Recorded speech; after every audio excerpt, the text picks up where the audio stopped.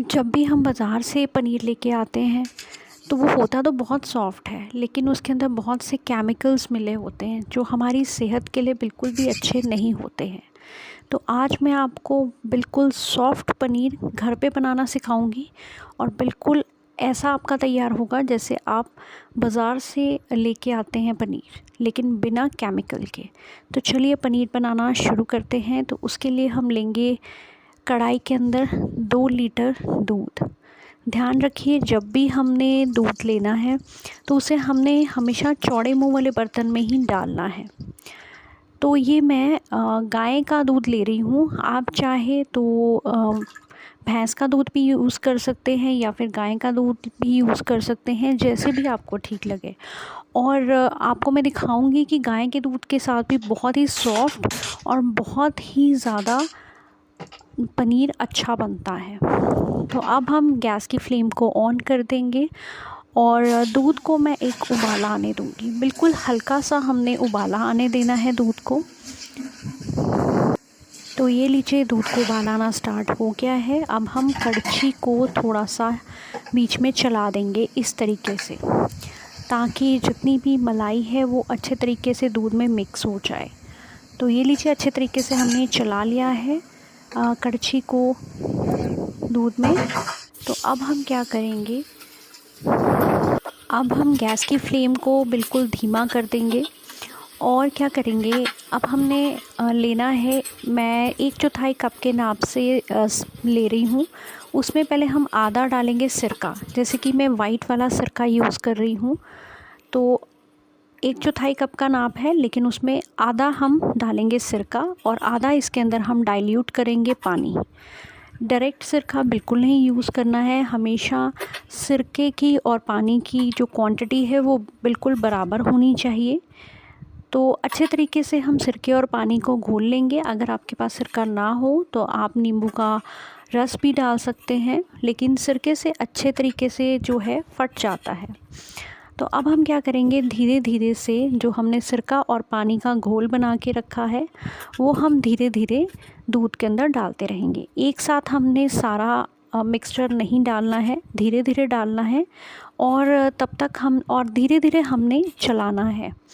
और बहुत ज़ोर से हमने जो स्पैचुला है उसको नहीं चलाना है, हमने इसे धीरे धीरे चलाना है, ताकि जो पनीर हम तैयार करेंगे वो बिल्कुल सॉफ्ट इस तरीके से बनेगा। तो तब तक हमने पनीर इसमें सिरके का पानी डालना है जब तक कि जो ग्रीन कलर का पानी है वो सेपरेट नहीं हो जाता। तो धीरे धीरे डालते रहते हैं और साथ में हम चलाते रहते हैं। तो ये देखिए, अब धीरे धीरे हम जैसे ही चला रहे हैं पनीर फटना स्टार्ट हो गया है और बहुत ही अच्छा टेक्सचर आ रहा है।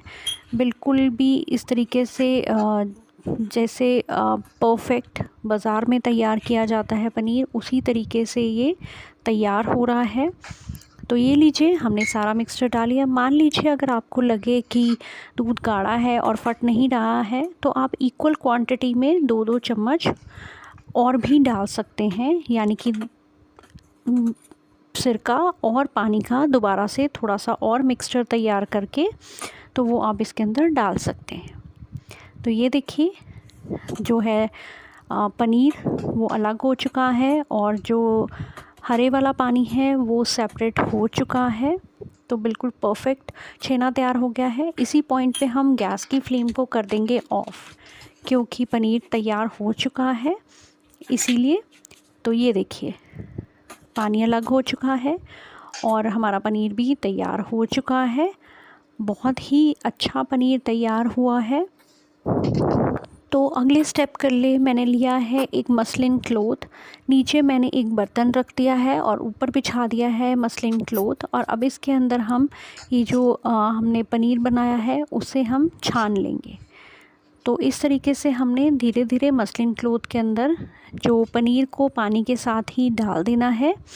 ये स्टेप करने से बिल्कुल अच्छे तरीके से जो पनीर है और पानी है वो अच्छे तरीके से अलग हो जाएगा।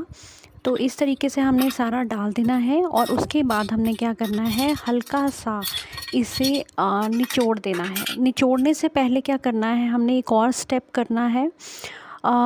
हमने इसके ऊपर डालना है नॉर्मल पानी, जैसे कि आपका जैसे नॉर्मल पानी होता है, आपने उसको इसमें डाल देना है। जैसे कि टैप वाटर होता है उसको डाल देना है, सो दैट कि जो हमने इसके अंदर सिरका डाला था उसका असर बिल्कुल निकल जाए, टेस्ट बिल्कुल भी इसमें सिरके का ना आए, तो ही हम ये प्रोसेस करते हैं। तो 1-2 बार इसके ऊपर ही हमने पनीर के ऊपर ही जो नॉर्मल पानी है वो डाल देना है।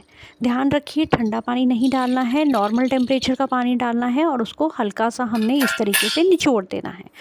अब अगर आपके पास पनीर बनाने का प्रॉपर सांचा है तो वो आप उसमें डाल सकते हैं, नहीं तो मेरे पास सांचा नहीं है, इसीलिए मैंने इस तरीके से नीचे एक प्लेट रखी है, ऊपर छन्नी रखी है और बीच में ये पनीर रखा है और ऊपर हम कोई भी भारी बर्तन दे देंगे। जैसे कि मैंने जो रोलिंग सरफेस है उसको कर दिया था, तो और उसके बाद मैंने इसे आधे से पौने घंटे के लिए सेट होने के लिए फ़्रिज के अंदर रख दिया था। ध्यान रखिए फ्रिज में रखना है, फ्रीज़र में नहीं रखना है।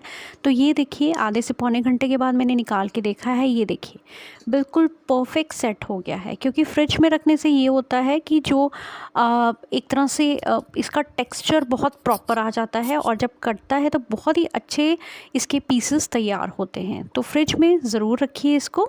तो ये लीजिए, अब मैं पीसेस आपको कट करके दिखाती हूँ। साइड से जो अनइवन पीसेस हैं वो आप निकाल सकते हैं, ताकि जो हम कट करें तो बहुत ही अच्छा इसकी कटिंग हो। तो ये देखिए बहुत ही परफेक्ट पनीर तैयार हुआ है और देखने में भी आपको पता लग रहा होगा बिल्कुल बाज़ार जैसा बना है और सॉफ्ट भी बहुत है। ज़रूर से ट्राई कीजिए इस रेसिपी को, आपको बहुत पसंद आएगी। तो अब मैं आपको क्लोजली भी इसका टेक्सचर दिखाती हूँ। ये देखिए बहुत ही परफेक्ट और बहुत ही सॉफ्ट पनीर तैयार हुआ है। तो उम्मीद करती हूँ रेसिपी अच्छी लगी होगी। उसे लाइक ज़रूर कीजिए, शेयर ज़रूर कीजिए और हाँ, घर पे ज़रूर ट्राई कीजिए और कमेंट करके ज़रूर बताइए। अगली रेसिपी में जल्द ही मिलते हैं, तब तक टेक केयर एंड